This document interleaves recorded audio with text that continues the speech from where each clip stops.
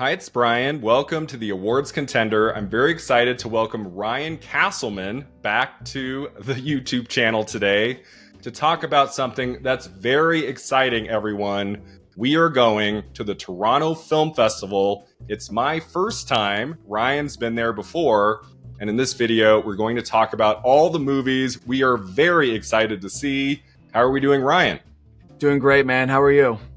Doing well. Thanks for coming back. We did a SAG predictions video many months ago. Oh, no. Don't remind me of that. Didn't work out so well on that video. No. And now it's a new award season. I always feel like Venice, Telluride, Toronto, that really kicks off the next award season.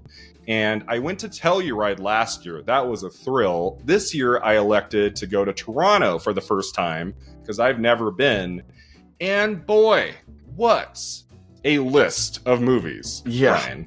So I'll be making lots of reviews for you for the channel coming out of the Toronto Film Festival. Before I go, I wanted to make kind of a preview video talking about the movies we're most excited about.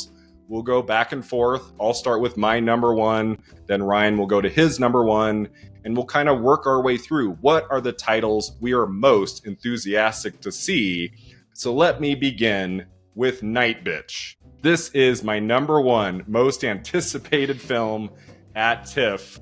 And I'm very excited, Ryan, because I got a ticket for the second screening on that Sunday. And there's been lots of talk, like, could Amy Adams be coming for her 7th Oscar nomination? I feel like Searchlight putting this movie out in December. Searchlight also put out Poor Things in December.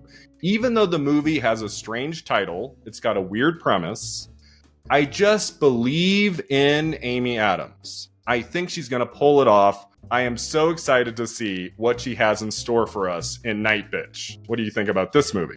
Oh, man. Night Bitch is definitely on my list. I can't help it. I can't stop thinking about the movie. I can't stop saying the title of the movie. I can't stop wondering about what the hell it is. Marielle Heller, she did a movie I loved, Can You Ever Forgive Me? Like you said, it's a very strange premise, but I like you believe in Amy Adams, I believe in Marielle Heller. I trust. In Marielle, I trust. Now, it does have some, like, horror elements, I've heard. It's maybe more comedic in tone than dramatic. That makes me nervous. The title itself makes me nervous. I'm like, right. I can't see Cillian Murphy on the Oscar stage next year. The winner is Amy Adams for Night Bitch. I'm just like, I can't hear it. Maybe it'll happen. I don't know. Yeah. And then, she's getting that award at TIFF, which there's some crossover there with that award. The tribute award. I think the previous winners of that have been Joaquin Phoenix and have been Anthony Hopkins. So, they're giving her that award. So maybe that's hinting towards something. Yeah, so I will be seeing the movie in a few days. I will have a review for you shortly thereafter. What is your number one, Ryan? My number one is Anora. I've been a huge Sean Baker fan since the beginning of his career. I think it's very interesting that he's a front runner. I never thought I would see the name Sean Baker as a front runner at the Oscars. That's very exciting. I just love his style. If you look around in America, a lot of the people walking around are wearing, like suits and, living a kind of a white picket fence life, but Hollywood makes it kind of feel like that's what America is all the time. And I feel like Sean Baker's just really good at showing the other part of America that you see just kind of walking around, and I'm just very, very excited about this, Yeah, the only thing I'm not excited about is that I don't have a ticket yet for Anora. Someone give me a ticket, because this is like one of the top contenders, I would say, at the Oscars coming up here in a few months. Everything I've heard about Anora since Cannes has been just through the roof. And it just played at Telluride. A bunch of people I follow there were calling it like the movie of the weekend. And so, I think Anora could go all the way. It could win Best Picture. Like, it's possible. So. And what's so cool is that, as you said, Sean Baker is exceptional. I have loved his movies so much. Like, Florida Project is amazing. Red Rocket blew my mind.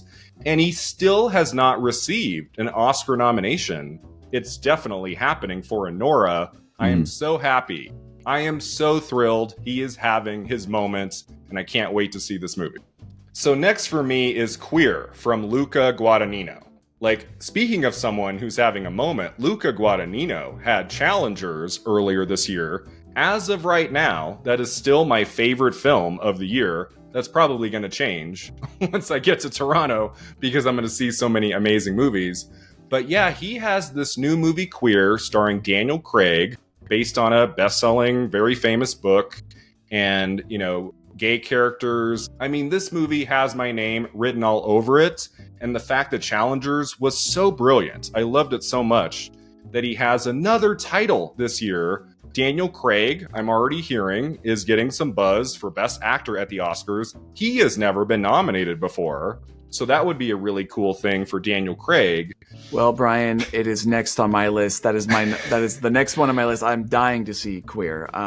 Yeah, and like you, I share Challengers to this date is my favorite film of the year. Absolutely love it.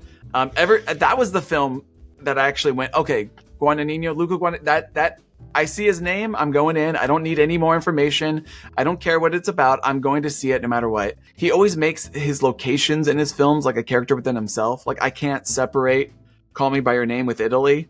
And I feel like with this movie, like from the one still that I got, he recreates, I think, a 1940s Mexico City, and it just looks very detailed. It looks like it's going to be very atmospheric. All right, the next movie was a film that originally wasn't very high on my list, but has now jumped to the near top of the list.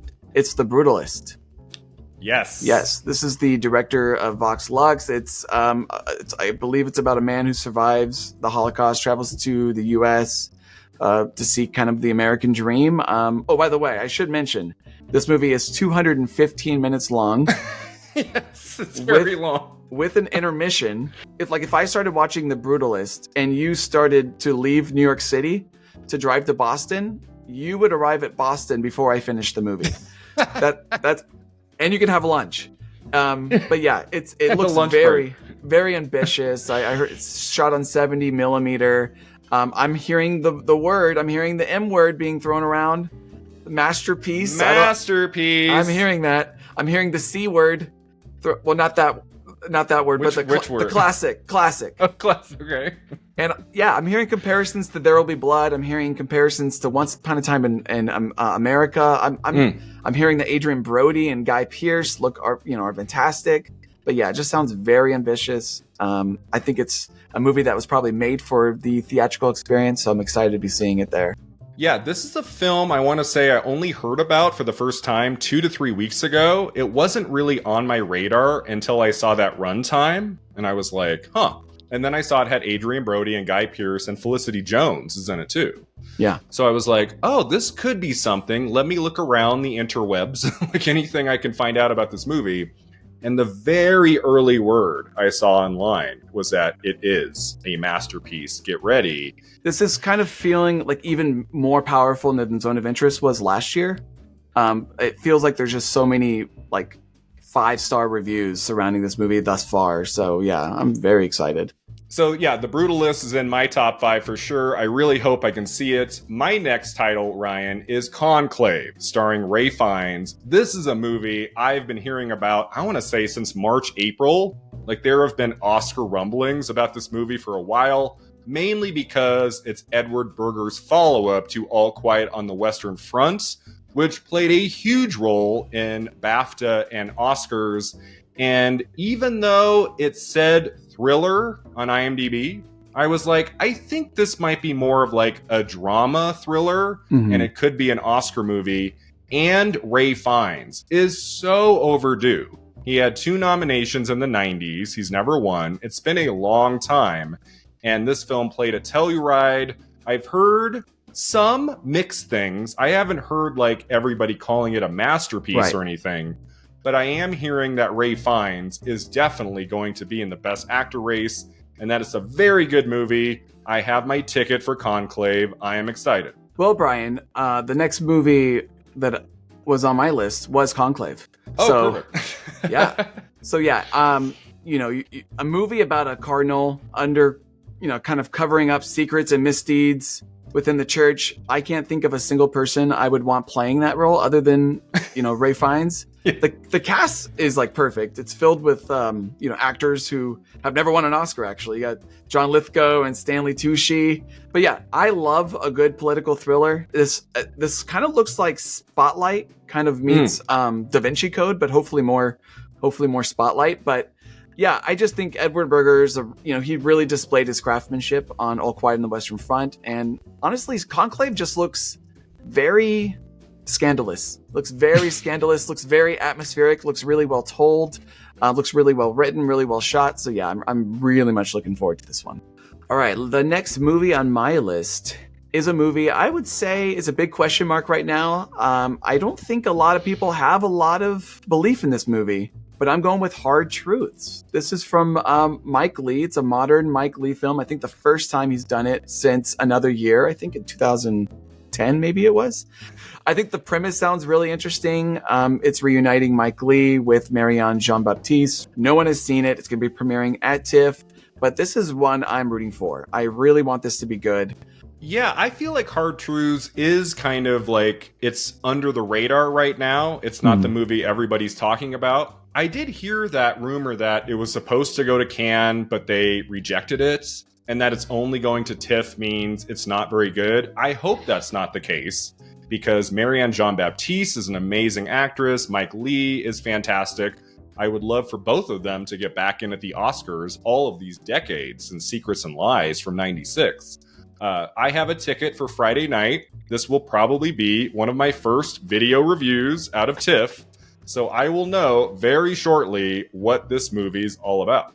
My next title is The Room Next Door, which I'm crossing my fingers on this one.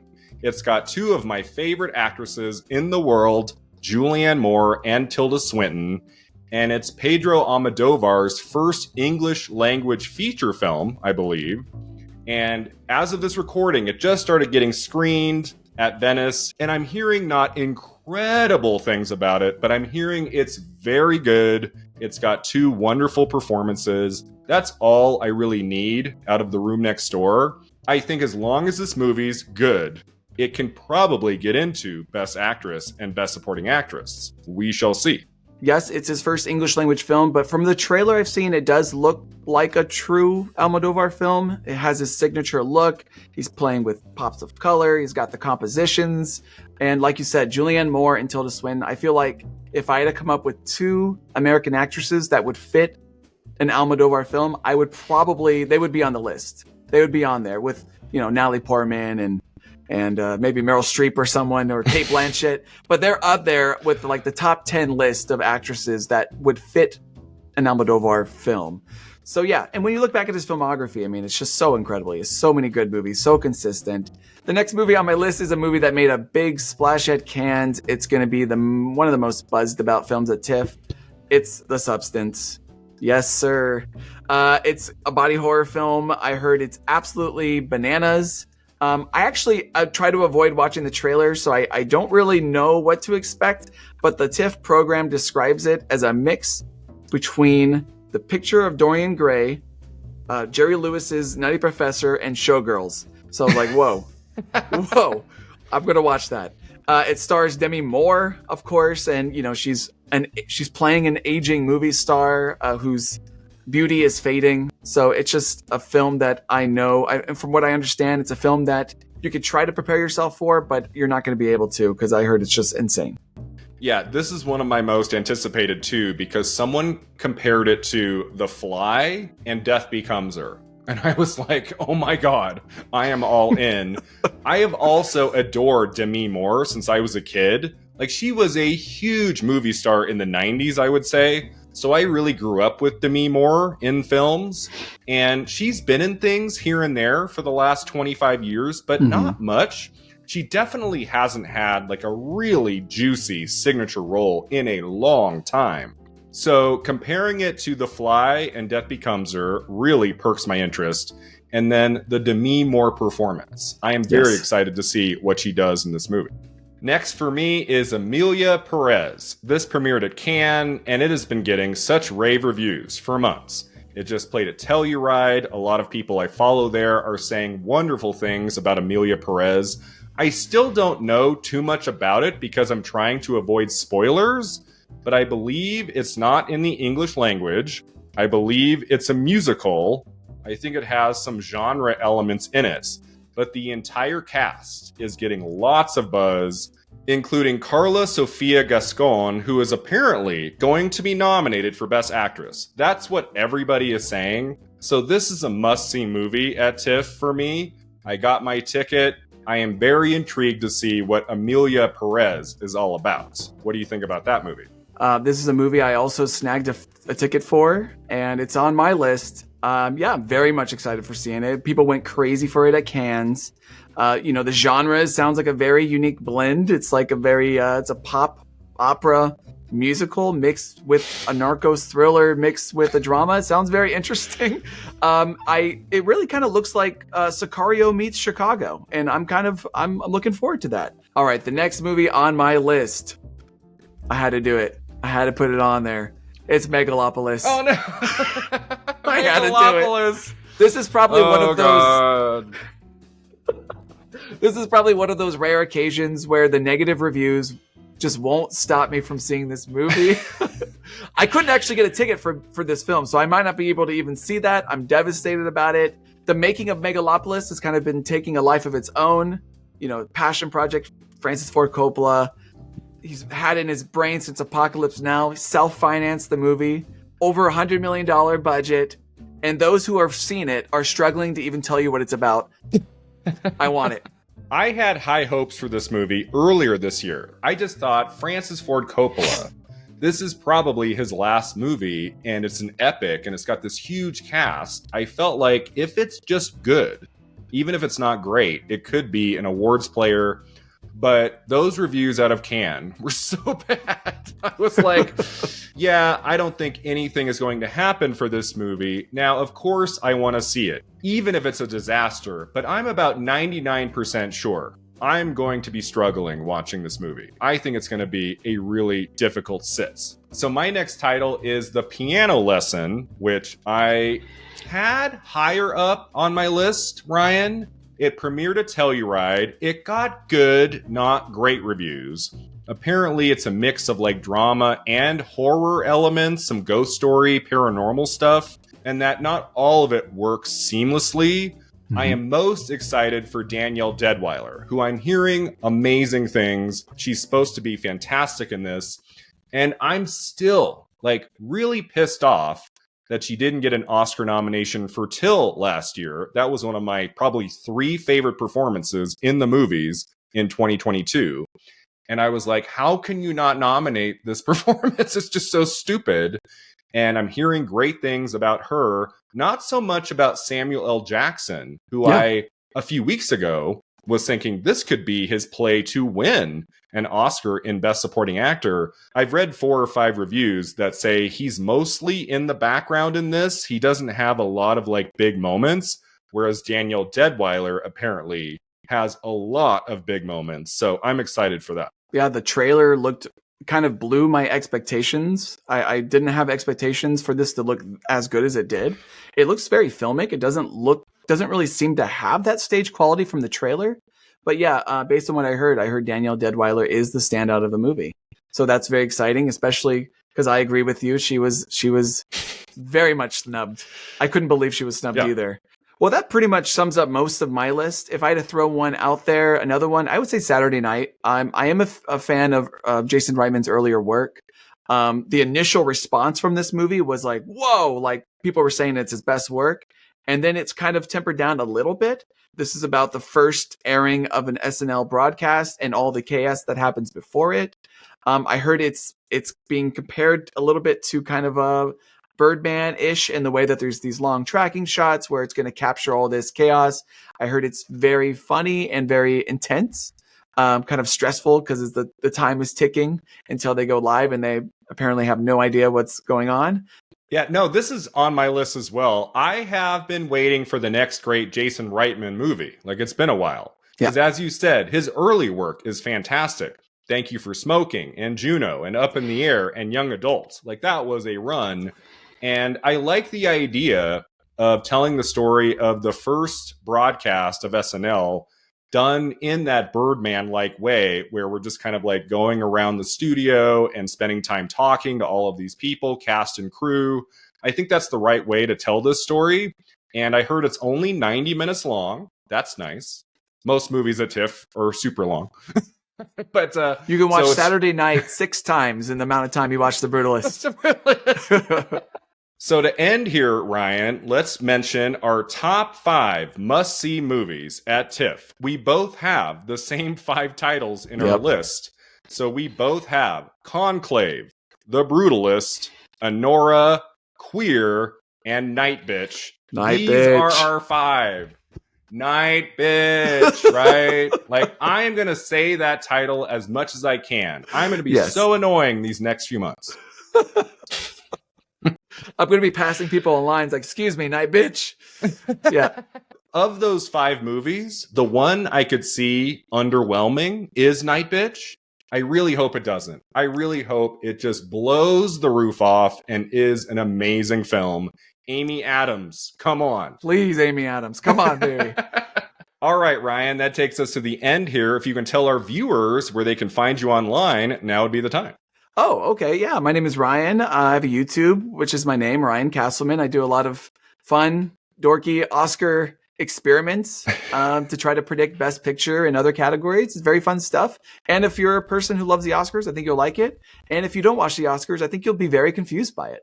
But yeah, I think you should check it out. Yeah, thanks so much for being here, Ryan. We're going to try to collaborate on a couple reviews for you in person at the Toronto Film Festival. We are just hours away from departing. Basically, after this video on this channel for the next couple weeks, you are only going to see Toronto Film Festival reviews. I'm very excited to check out this festival for the very first time, and I'm excited to collaborate with you again, Ryan, very soon.